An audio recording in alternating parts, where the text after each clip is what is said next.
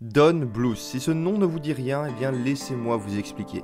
Don Bluth est un grand monsieur de l'animation. Commençant sa carrière en bossant avec Disney, il travailla notamment sur Robin des Bois, Peter et Elliot, Bernard et Bianca et tout plein d'autres films extrêmement connus.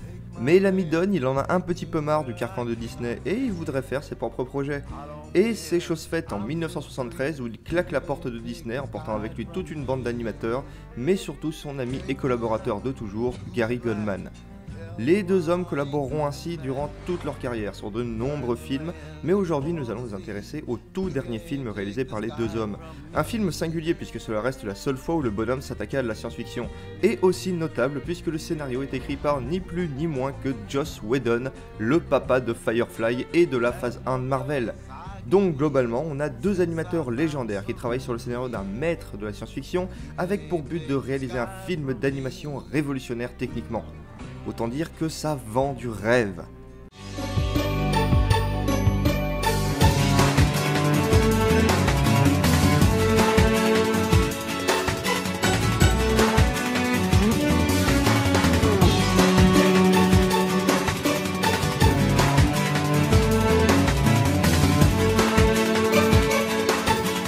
Titan AE est donc un film d'animation réalisé par Don Bluth et Gary Goldman et sorti en 2000.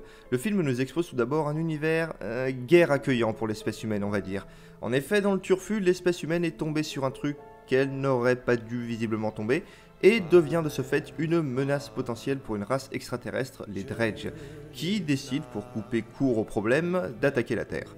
C'est là que l'on rencontrera pour la première fois notre héros, Kale, un tout jeune garçon qui se voit balancé dans un vaisseau de réfugiés par son père, qui doit aller lui s'occuper d'un vaisseau visiblement d'une importance capitale pour la Terre, le Titan. Les deux parviennent ainsi à s'échapper à l'exact moment où les Dredge détruisent la planète. Oui, ça fait 5 minutes que le film a commencé et on vous balance déjà un génocide en plein dans la gueule.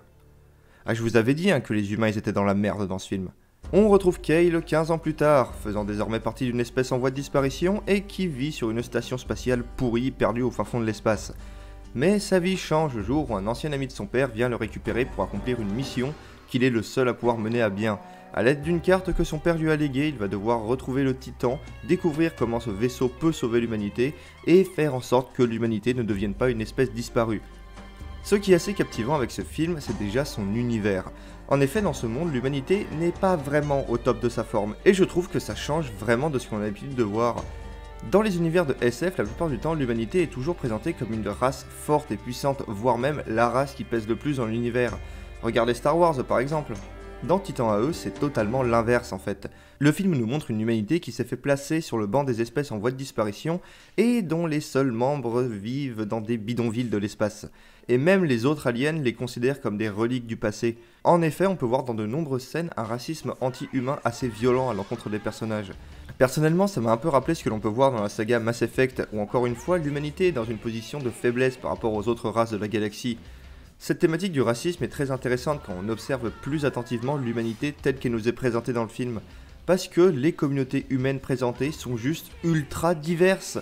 Il y a toutes les couleurs et toutes les cultures qui doivent cohabiter ensemble pour la survie de l'espèce. On sent que le fait d'avoir perdu leur foyer a enfin fait réaliser aux hommes la stupidité de certains de leurs comportements. En effet, c'est plutôt contre-productif de se foutre sur la gueule parce que son voisin il a une couleur différente ou un copain imaginaire différent d'une autre. On rejoint là les grandes sagas de science-fiction telles Star Trek qui nous présentaient une humanité qui a su aller au-delà de ces différences pour avancer. Sauf que cette fois c'est présenté d'une manière plutôt pessimiste, en nous montrant que seul un événement aussi grave que la destruction de leur planète a forcé les hommes à s'entendre entre eux.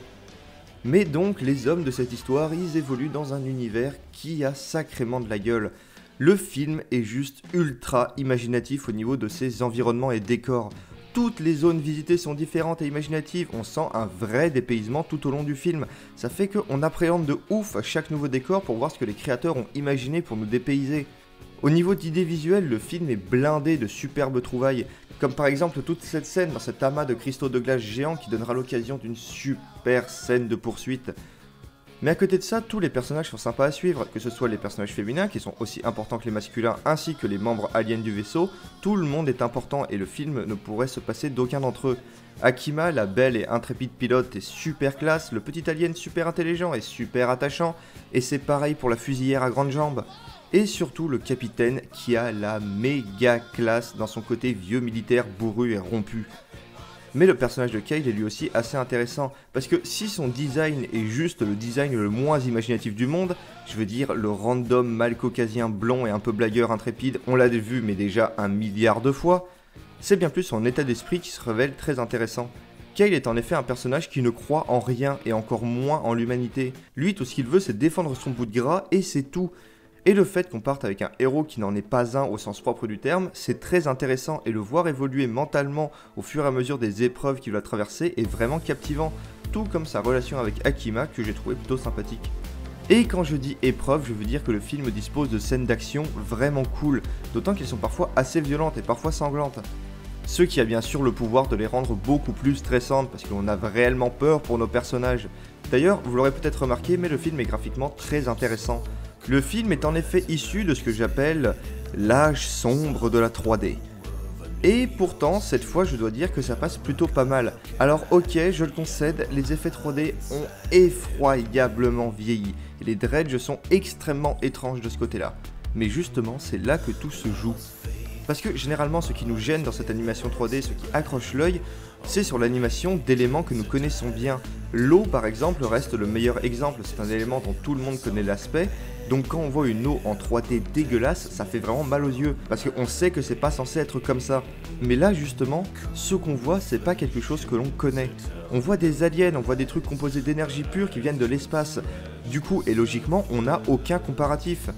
Du coup, rien ne nous empêche d'imaginer que cette race d'aliens est naturellement dans une 3D chelou. On n'a rien pour comparer de toute façon. Et c'est pareil pour les autres décors en 3D.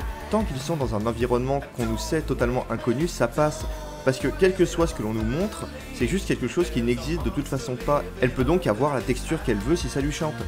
D'autant que pour l'époque, c'est largement plus qu'honnête. Parce que en effet, si le film s'est tapé un énorme et colossal bid financier, il a tout de même été salué et à raison pour son aspect technique repoussant au loin les limites de l'animation 3D. Titan AE est un monument de l'animation comme le fut Heavy Metal en son temps. C'est le dernier baroud d'honneur d'un grand monsieur de l'animation qui a voulu quitter la scène en nous laissant un bon dernier souvenir. Une bonne histoire de science-fiction, un univers assez captivant, des personnages très cool, des visuels inoubliables et des thématiques beaucoup plus sombres que ce que l'on aurait pu attendre. Un vrai bon space opéra d'animation qui marquera le monde de la science-fiction, le monde de l'animation et plus généralement toutes les personnes l'ayant maté. Bref, il vaut l'heure et demie que vous lui accorderez, il vaut chacune des minutes et des secondes que vous lui accorderez. Quant à moi, je vous dis à bientôt et salut!